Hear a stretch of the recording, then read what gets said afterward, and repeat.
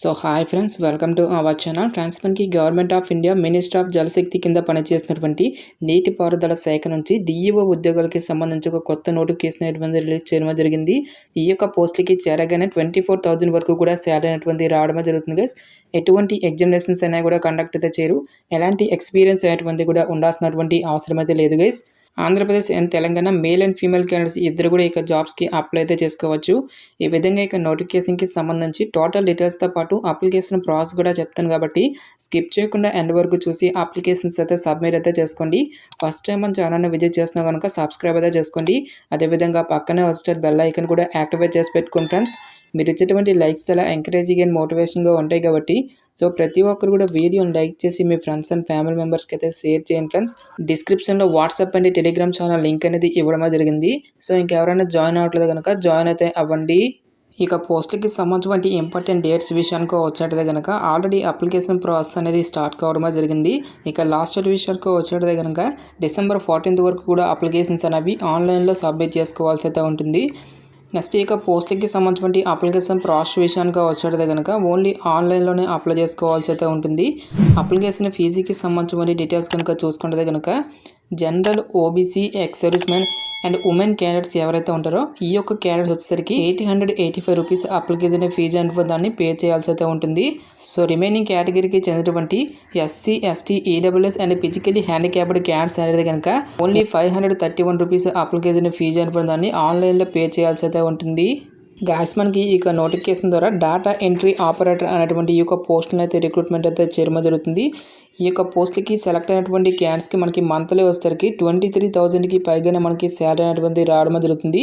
ఈ యొక్క పోస్టులకి అప్లై చేసుకుంటే మీకు ఉండాల్సినటువంటి మినిమం ఎడ్యుకేషనల్ క్వాలిఫికేషన్ కనుక చూసుకుంటే కనుక సో ఎవరైతే civil engineering, GIS, remote sensing అనేటువంటి ఈ యొక్క బ్రాంచెస్లలో BE ఆర్ బీటెక్ కంప్లీట్ చేసినటువంటి క్యాండిడేట్స్ ఉంటారో ఆ యొక్క క్యాండిడేట్స్ మాత్రమే ఇక జాబ్స్కి అప్లై చేసుకోవాల్సి అయితే ఉంటుంది.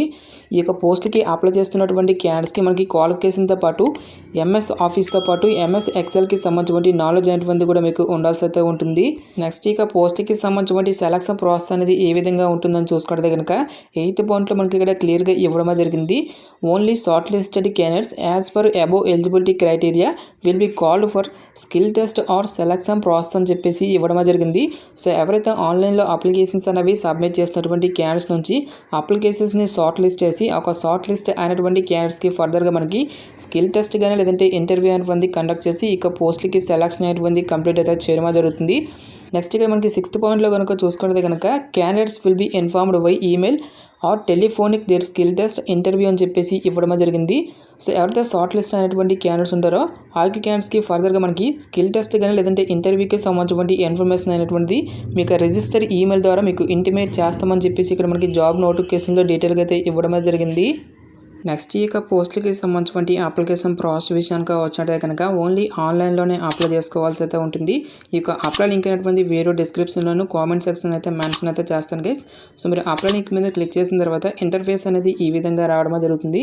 ఈ యొక్క వెబ్సైట్లో మనకి అకౌంట్ అనేటువంటిది లేదు కాబట్టి ఇక్కడ మనకి న్యూ రిజిస్ట్రేషన్ అని చెప్పేసి ఇవ్వడం జరిగింది. ఈ యొక్క దానిపై మీరైతే క్లిక్ అయితే చేయండి గైస్. నెక్స్ట్ మీకు ఇంటర్ఫేస్ అనేది ఈ విధంగా రావడం జరుగుతుంది. ఇక్కడ ఫస్ట్ ఆఫ్ ఆల్ మనం అడ్వర్టైజ్మెంట్ నెంబర్ అనేటువంటి ఇక్కడ చూస్ చేసుకోవాల్సి అయితే ఉంటుంది గైస్.